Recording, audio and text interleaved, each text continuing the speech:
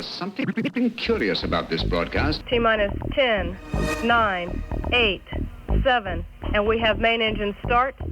5, 4, 3, 2, 1, and liftoff. This is Tgp Nominal. Commence episode now. All systems remain nominal.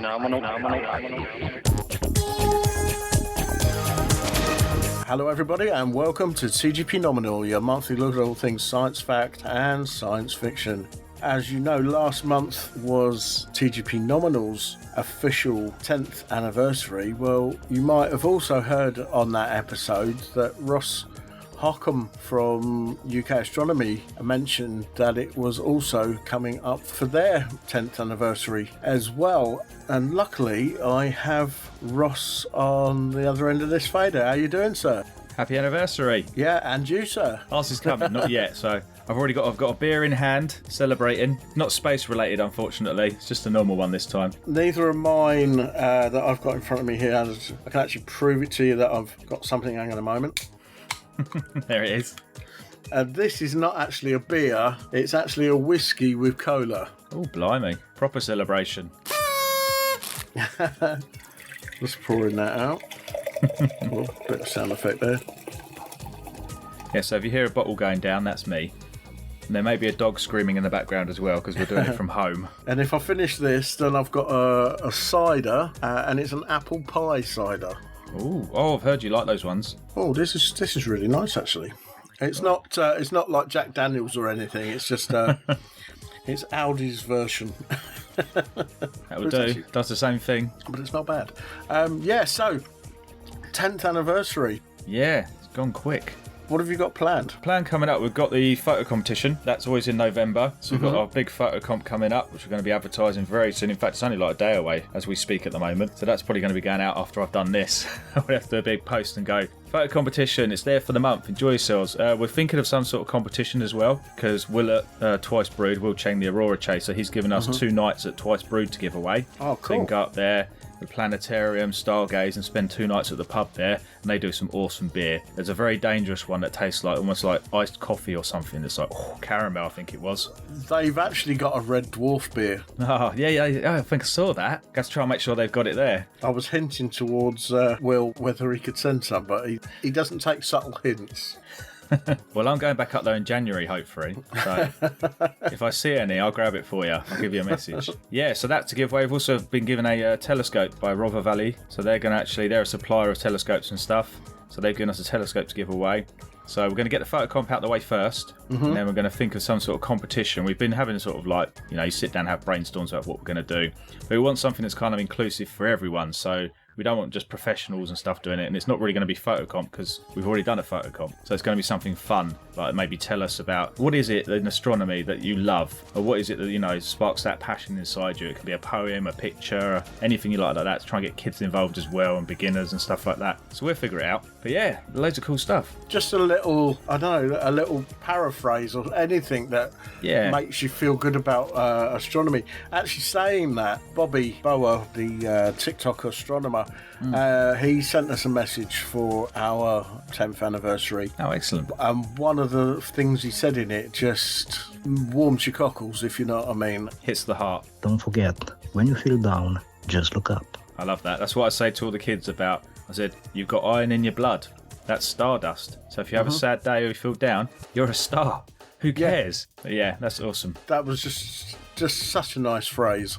But yeah, so that sounds like it's going to be a really cool time in the next few weeks for you. Yeah, fingers crossed. And as you mentioned on the little message you sent to us, that we were going to get together and we were going to do a podcast together, because we haven't done anything like this for a little while now. I think it was when was it now? I think it might have been our Yuri's Night podcast was the last time we spoke. May have been, yeah. Because did I do a little bit for Space Week? I can't remember. It might have just been a message. I think it was a message. Yeah. It's been crazy over here. Just busy as like my work's busy, astronomy's busy, social life's busy. It's like trying to fit it all in.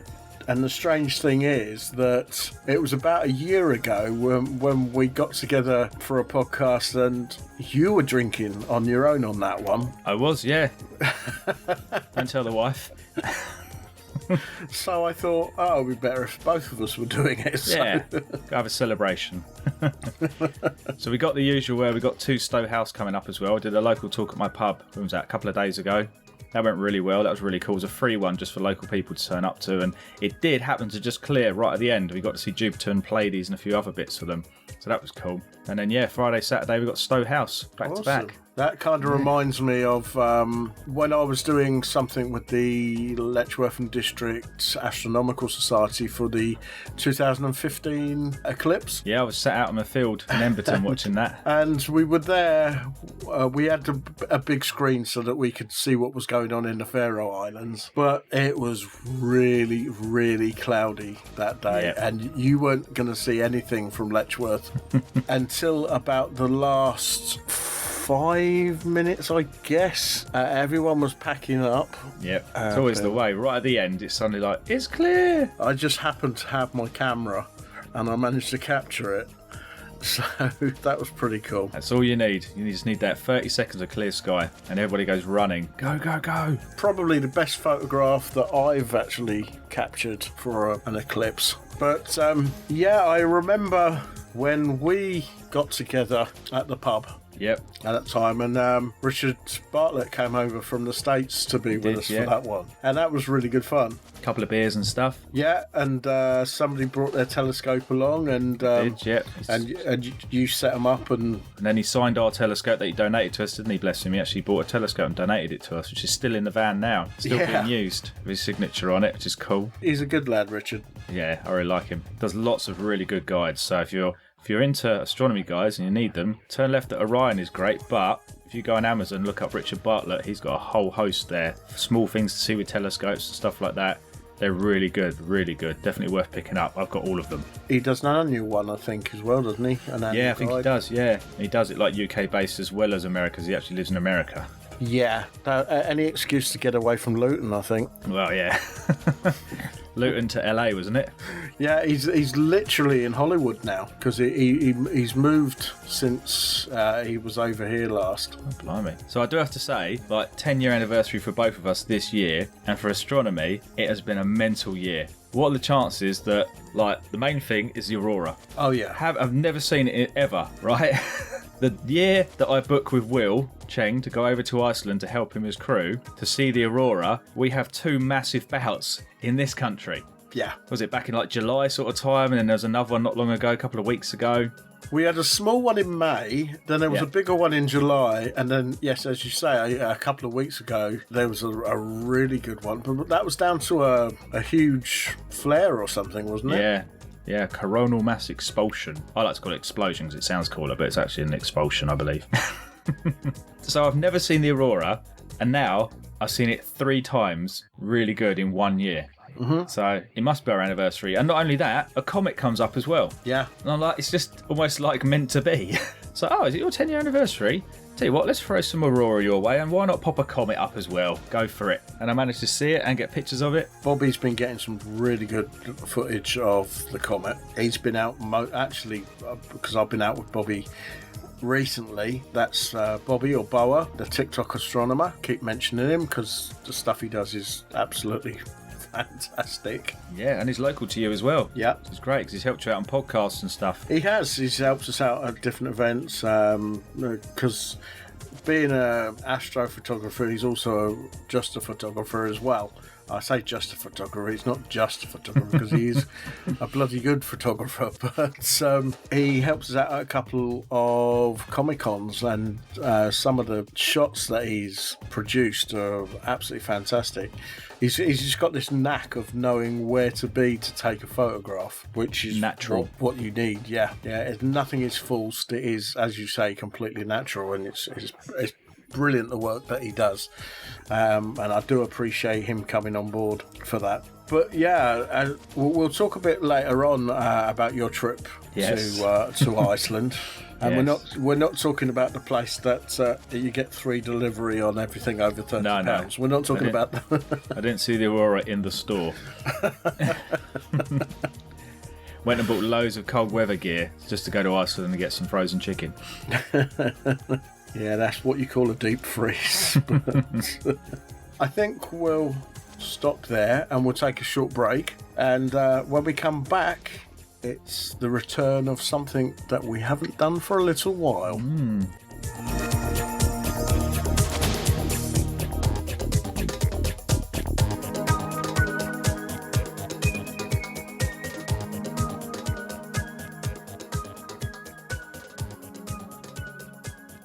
My name is Wil Wheaton.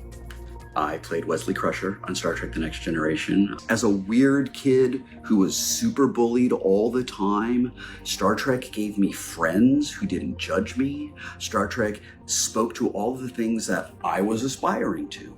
I wanted to be the kindest person I could be. I wanted to be a helper. I wanted to go to the moon, and Star Trek was inspiring me. From time to time, I stop and really contemplate just how large our planet is. And then I think about the size of just our galactic neighborhood. If we just stay on planet Earth, we've never gotten out of our bed. We haven't even walked across the room. We've never seen what's outside. Where did we come from? The answers are all in space exploration. I had the incredible privilege of pretending to live in Starfleet. Have you ever wanted to really be part of Starfleet? The Planetary Society brings people like you, like me, together to share our passion and commitment to space exploration. If you want to make the Star Trek world that we all love that much closer to becoming a reality, the Planetary Society is a wonderful place to get started. We are the Planetary Society!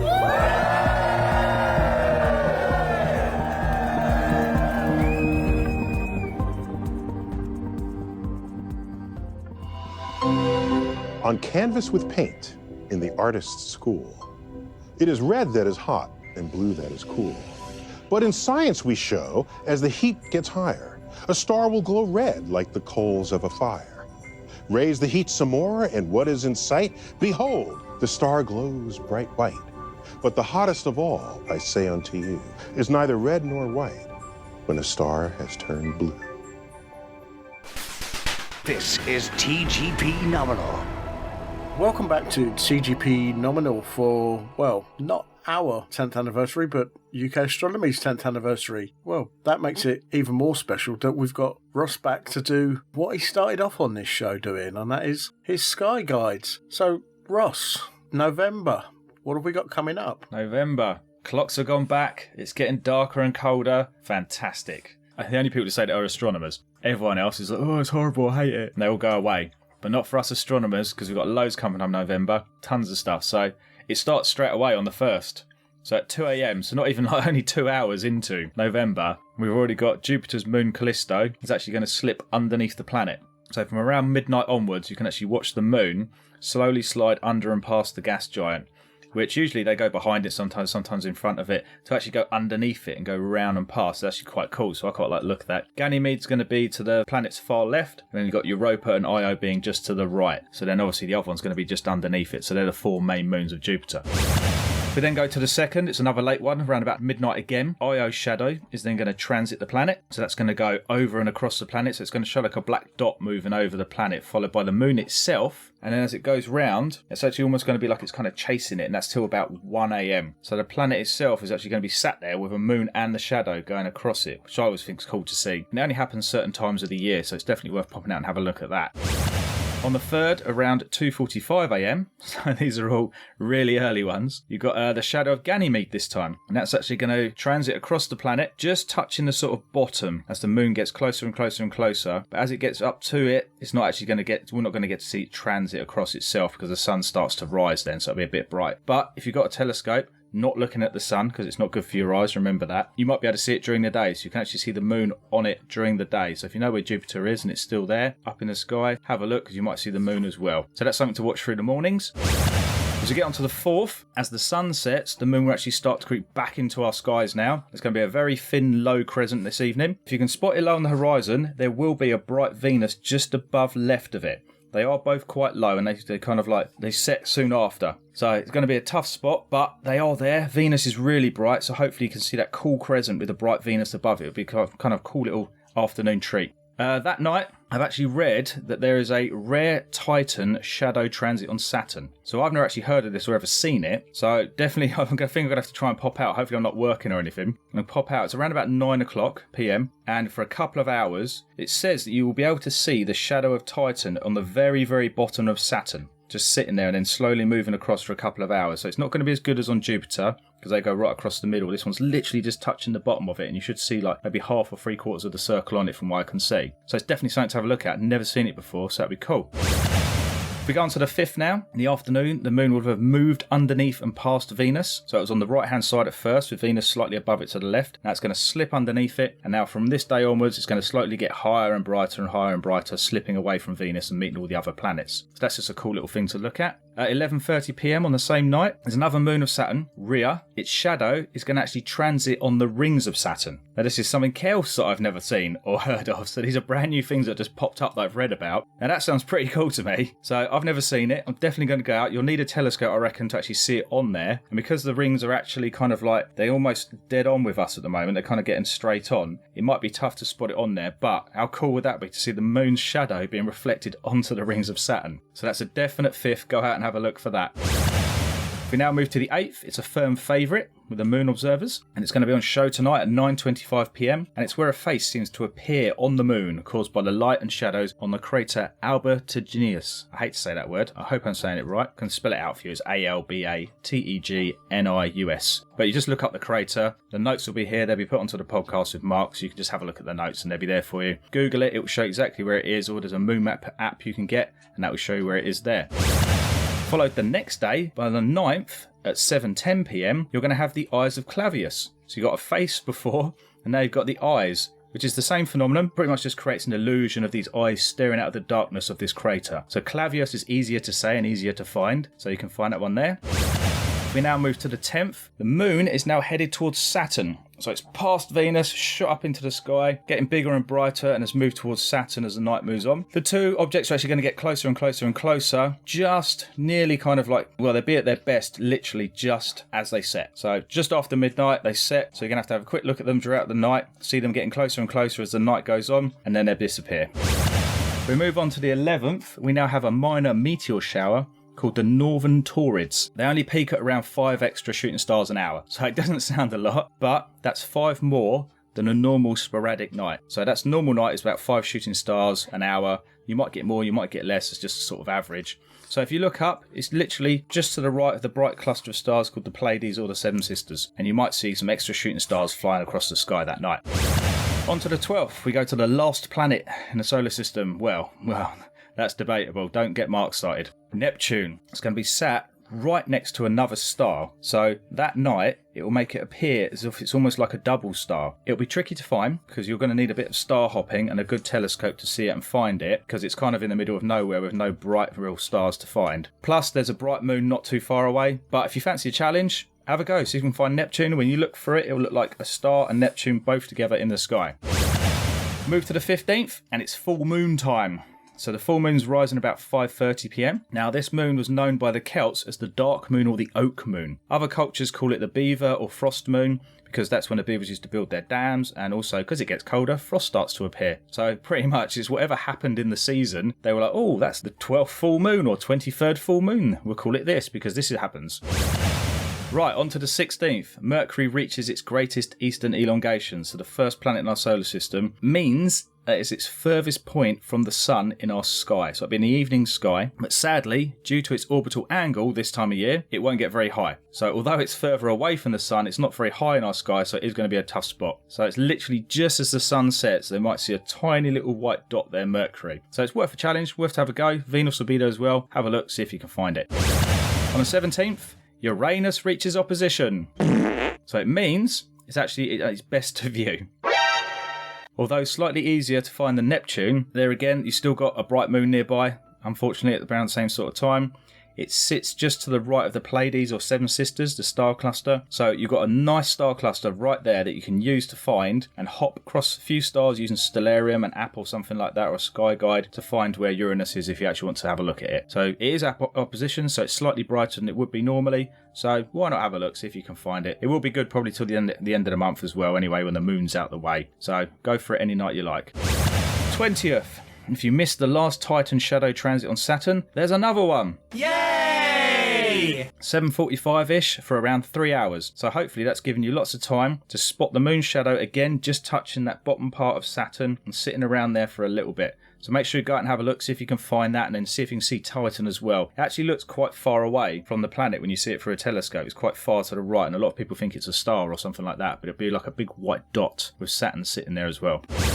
Right, 26th, from around 7 p.m, Jupiter's moon Io and its shadow will cross the planet again. So both are going to be pretty close to each other on this one. The moon will actually look almost like it's kind of chasing its own shadow across the planet for around about 2 hours. So that's something a bit of fun to get. If you've got cameras, stick them on your telescope, see if you can get pictures of it, have a go. You can use your phone to take pictures of Jupiter. Whether or not you can actually get the moon there, shadow, I don't know. I've never really tried it, and phones are so good now, why not have a go? And if you do, stick it in UK Astronomy's Facebook and prove me right. Say, oh, you can do it, so that's great, you can see that now. Last but not least, the 30th. As the planet Mars rises around 8 p.m, it will be sitting just above the binocular object, the Beehive cluster. So this is a large cluster of all different coloured stars. It looks really cool, and it's absolutely fantastic to see through binoculars. So with a bright planet, it will be kind of like just sat above it. So you'll see the red Mars right there and this big cluster of stars in the constellation of Cancer. So a lovely way to finish the month and then on to December and Christmas. Ho, ho, ho, ho, ho. It's been a while hearing your dulcet tones doing that kind of stuff. Yeah, I get overexcited sometimes, don't I? It might be the fact that I've just finished my first beer, maybe. I'm not even there yet. I'm sort of... Oh yeah, but you've got yours is stronger. It really is good to have you back in the fold for a bit. Well, it's been so long that we actually had trouble getting on here because we forgot that we don't have a Skype license anymore. I don't have Zoom on the computer anymore. So we went for Teams and that wasn't working. And I was like, but we found a way. Life finds a way, as Jurassic Park says. Guaranteed. Yeah, I'm glad I wasn't actually recording any audio at that point now, though, because there was a few expletives when I was trying to... Yeah, no wonder you need a drink. Pulling out cables here and pushing stuff back in, and I was trying to work it all out and say, well, why isn't that working? Computer's crashing. And then when we eventually got online, I'm forgetting that I needed, this is a technical term for anybody who doesn't know about podcasting and stuff. I have a unit, it's called a phantom power unit, and that needs to be on for the microphone to work. That sounds like something out of Star Trek, Phantom Drive. And I looked down at the phantom power unit and I was like, there should be a blue light there. There is no blue light. I haven't turned it on. And then I pressed the button and you could hear me. Yep. That's all right. We all do things like that. When we were at Swanbourne House, which is the sister house to Stowe, a week ago, and this young girl came walking up to me and she was like, these binoculars aren't working. And I was like, okay, so I can't see anything through them. I don't know what's wrong with them. Yeah, I took the lens caps off. And then she just looked at me and was like, oh. It's like, yeah, we've all done it. We've all done it. Don't worry. Yeah, it's when you start taking photographs without taking the lens cap off. Yep. That's done that as well.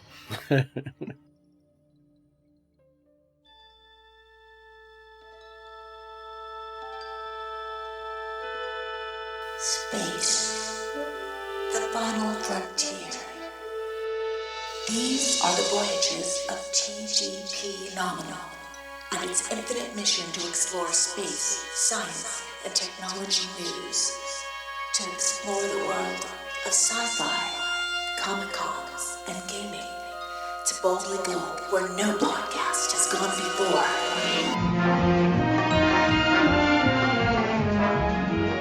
I normally ask about events and things. You've mentioned stuff that's coming up, but yep. I'd like to talk to you now, and we did sort of briefly brush on this at the beginning, about your trip that you took recently. Yes, I'm just going to open a beer for this. Celebration, you're allowed.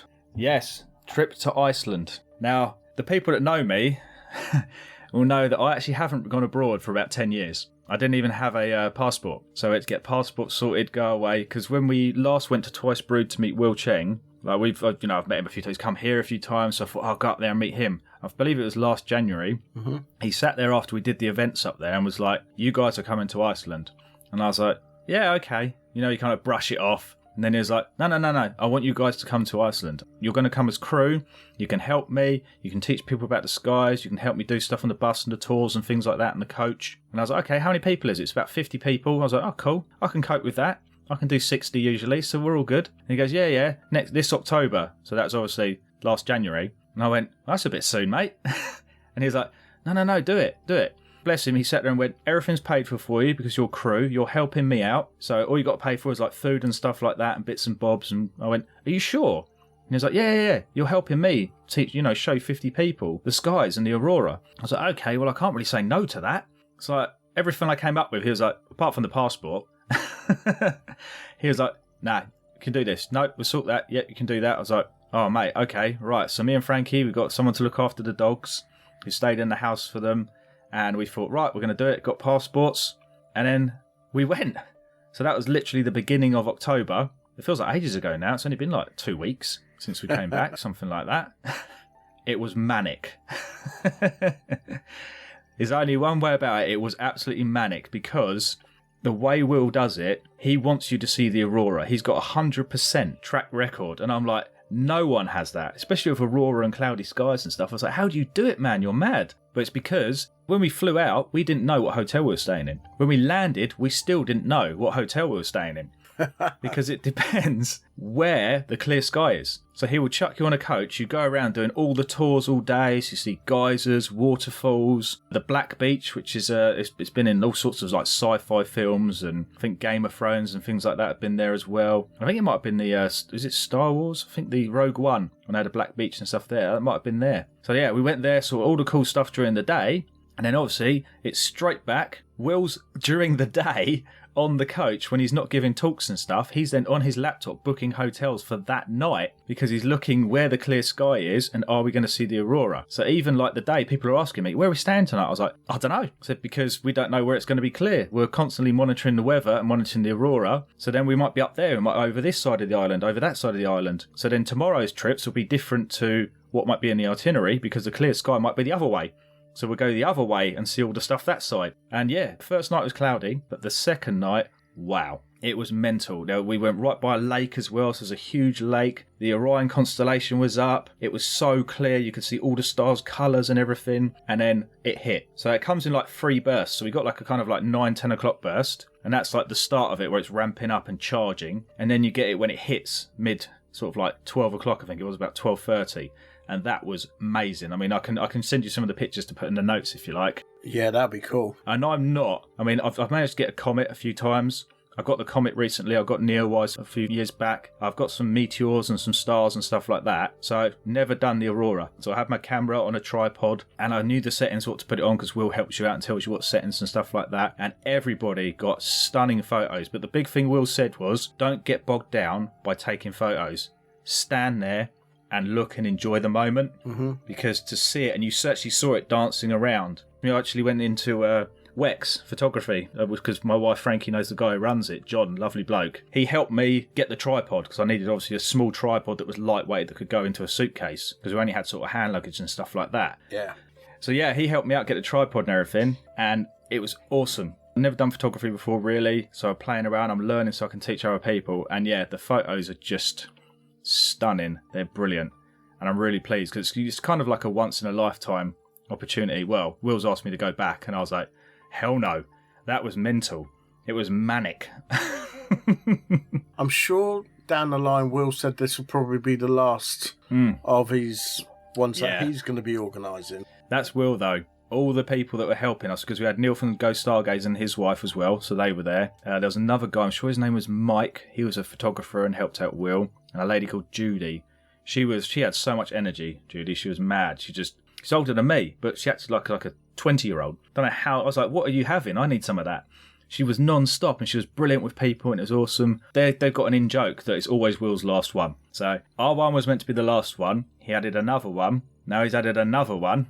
So he's out there right now as we speak doing one tour, and I believe one of my workmates is on the next one, because he was like, oh, is he doing it again? And I was like, no, I think that's the last one, mate, with me. And then suddenly, ding, Facebook, I'm adding some more dates. So I messaged my mate and went, quick, get on there, because he's done another one. But what he's looking at now is he's actually chartering his own ship.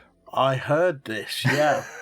So he's gone from a coach to a ship. Now, I did say to him, you know that when you do a coach, you can just change its destination like the next day to suit the clear skies. You can't do that with a ship, really. They're quite hard to suddenly decide you're going somewhere else. But he's doing like 9 days on a cruise, and I'll have to get the link for you because I think he's taking bookings now. Yeah. And if you want to see the Aurora, that's the place to go with Wil. And if you like cruises, definitely. But he's done something similar, not for himself. He's actually worked in conjunction with a cruise line, and he's done some astronomy in the middle of the ocean, which, to be fair, is the best place to do it. He actually rang me from, I believe he was docked in France or somewhere like that at the time, when the first Aurora happened in the UK. I was sat here on the computer having a glass of wine playing a space game, and he rang me and said, "Dude, are you outside?" And I was like, "No, why?" He goes, "The Aurora, go and have a look." And I'm like, well, this is Wil. He gets, excited with the tiniest little bit of green and stuff. And I'm like, okay, well, yeah, all right, I'll have a look. Went out there. Whoa. I was like, that's mental. So I was like, are you here? He goes, no, I'm in France. And I was like, so you're not seeing it? He's like, nah.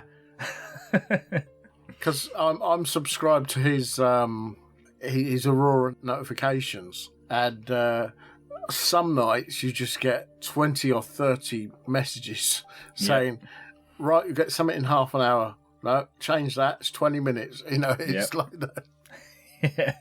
It's because I learned so much about the Aurora as well, because he obviously does talks while you're sitting on the coach driving. And he was teaching us how it's nearly impossible to kind of like figure out when it's going to hit. You have to keep on monitoring it because sometimes it fizzle out, sometimes it won't. He said you can only really give like something like 2, 3, 4 hours notice, really. And he seems to be, he has so many different apps and stuff like that. He does actually, from what I can see, seem to be like the UK's expert on the Aurora, from what I can tell. Because how he monitors it and how he does it, I haven't seen anyone else do it how he does, even NASA and stuff like that. Whilst we're talking about that, have a listen to this. Now, Northumberland's dark skies have made it one of the best places to see a once-in-a-lifetime event. Yeah, this is something super special. Just over a week on from that magical display of the Northern Lights, which I'm still talking about and I'm still excited about. We're going to talk now about a comet, which is known as Comet A3. And it has been appearing over recent nights, but it is already starting to fade. Yes, I feel I'm going to miss this one this time. Well, Ross, lucky thing, headed to twice brewed stargazing on Hadrian's Wall to catch one of the final glimpses.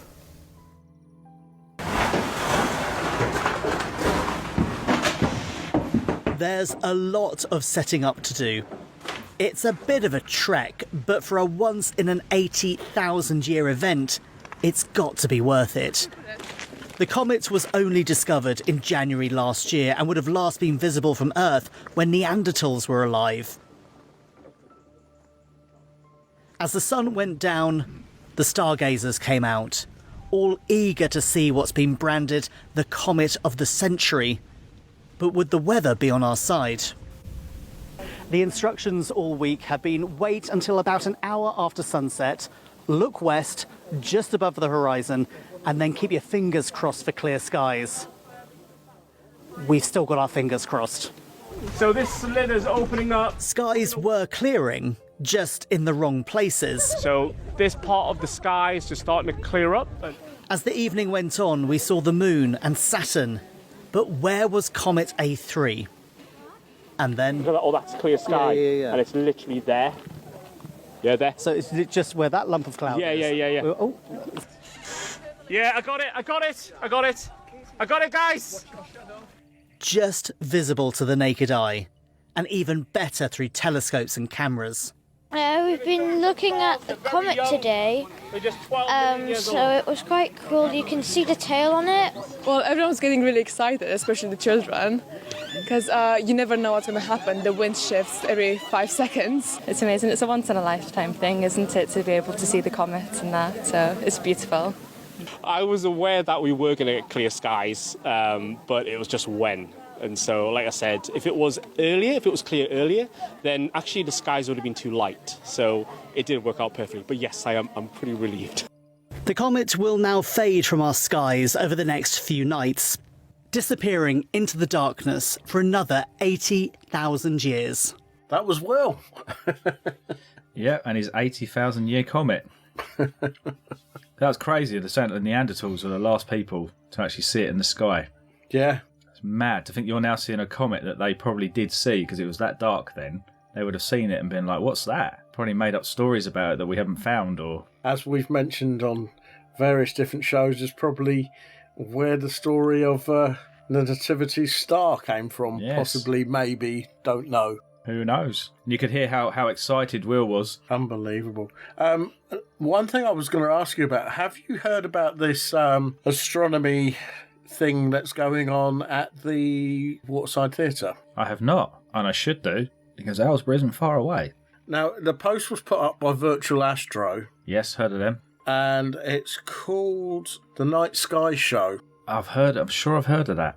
And it's going to be at the Waterside Theatre on the 19th of April next year. To check my diary. I might have to get in touch and see if I can talk with them for the podcast.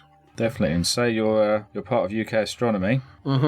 And you'd like to do a podcast about it. Job done. And then if it's a time when you're not doing anything, if you want... Was it April? Saturday the 19th of April. So if I can get to talk with them, if you want to come along when I talk with them, that would be good as well, wouldn't it? Yeah, more than happy to chat to him. Speaking of things like that, I forgot to mention actually while we were talking about Wil that he has rung and possibly wants to see if he can borrow our planetarium for that cruise. Because he thinks Maggie Lou, who I know you know Maggie Lou.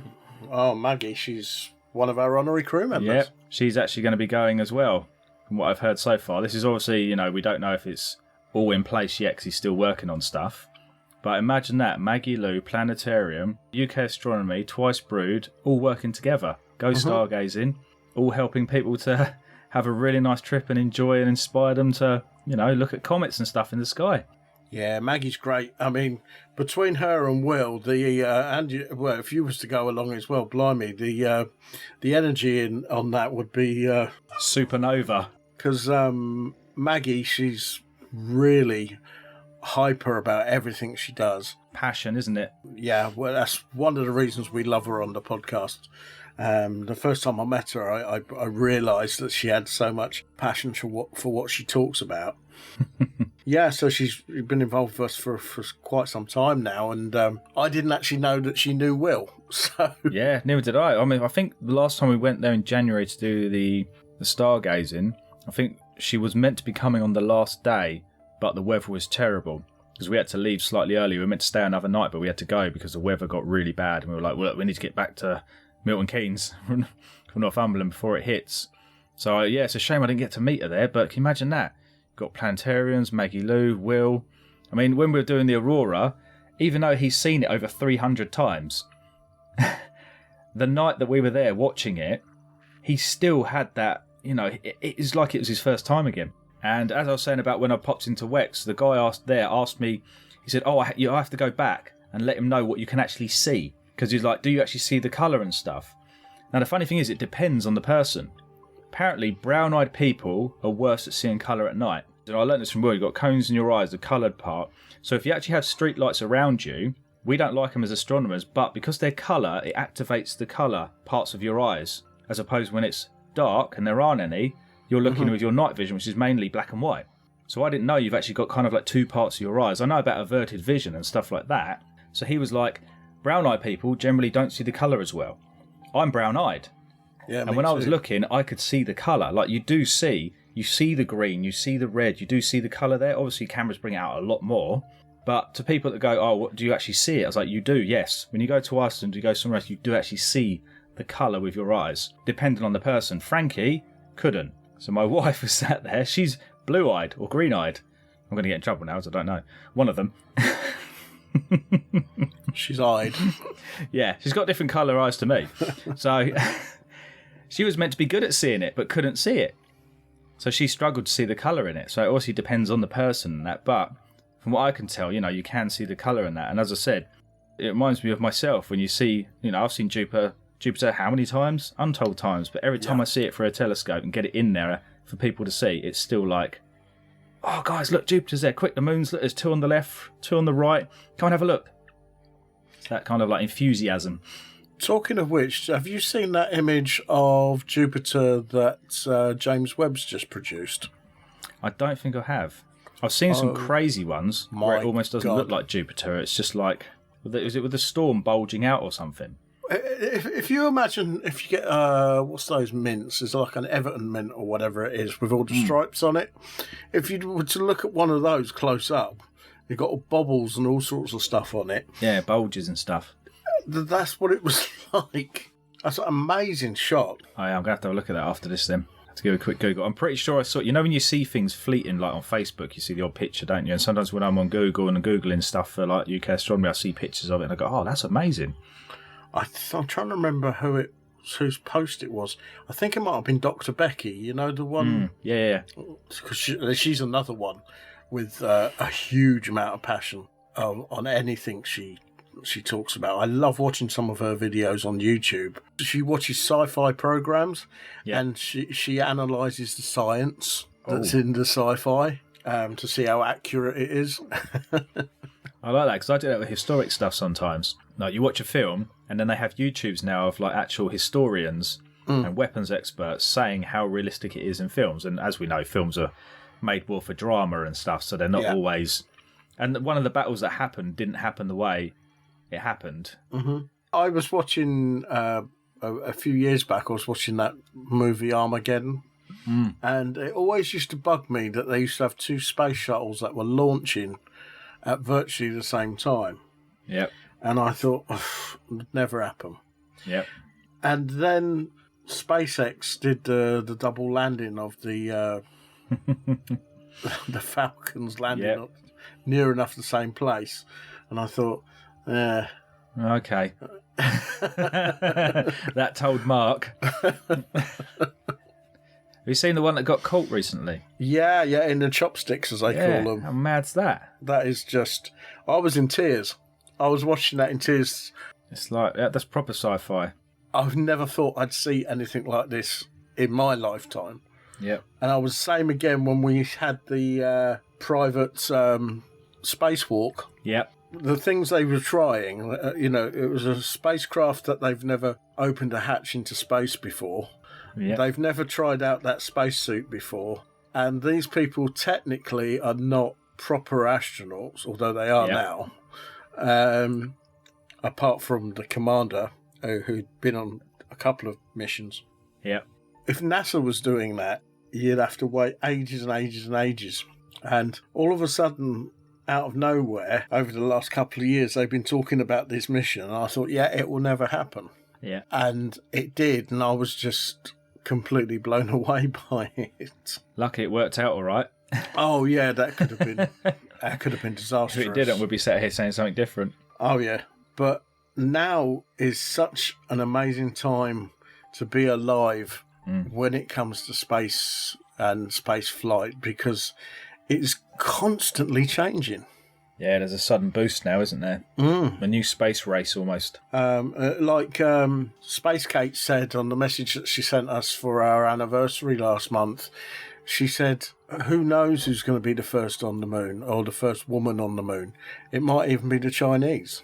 Yeah, they got a space station now. They've just sent a couple of people up there yesterday. There we go. I think that's it's going to be, I think it's either 4 or 6 people they've got up there. A couple of months back, there was 19 people in space. You had the crew that was on the space station. You had the 4 that was in the SpaceX capsule that was doing the spacewalk. Yeah. Plus you had the ones that were on the Chinese space station as well. So that was 19 people in space at any one time. That's more people than I got on my fire station on shift on a normal watch. It just makes me excited for the future. Oh, yeah, definitely. The future is space. Spanhead Productions are a small independent sound recording company based in rural Hertfordshire. We specialise in creating content for all your podcasting needs, whether it be field recordings, vox pops, or capturing the atmosphere during social events. Editing is a very time-consuming job, so Spanhead Productions are on hand to take away some of the burden for you. Just advise us on how you'd like your content to sound, and we will do the rest. We can even help you design and manage a website for your podcast too. Visit us now, spanheadproductions.com. spamheadproductions.weebly.com. That's spamheadproductions.weebly.com. So, Ross, it's absolutely fantastic having you back on the show again. Thank you for having me, and it was nice to share a beer or two with you over another podcast and 10-year anniversary. Yeah. So see you at the 20-year anniversary. People have been saying to us, now for another 10 years, and who knows? We'll have to see if we can do a yearly catch-up, something like that. Yeah, for sure. So we've mentioned the stuff that you've got coming up, stuff that you've done. So that pretty much leaves me with the normal thing that I have to say, and that is thanks for listening, stay safe, and I'll speak to you all again real soon. And now it's my turn. Clear skies, guys, and remember, there's a billion worlds in your back garden. Well, that about wraps it up for this episode of TGP Nominal. If you want to get in touch with us, then send an email to garbagepod@virginmedia.com, where your input is our output. Or click the social media icons at the top left of the page over at tgpnominal.weebly.com. If you would like to subscribe to any of our podcasts, you can do so via Apple and Google Podcasts, Spotify, and TuneIn. And you can listen to me going solo, bringing you the latest in movies and home theater for regular people in the Widescreen podcast over at widescreen.org. Don't forget to rate and review us. If you like what we're doing here, then why not buy us a pint by clicking on the donate button on any of the podcast pages. And don't forget to spread the word about us.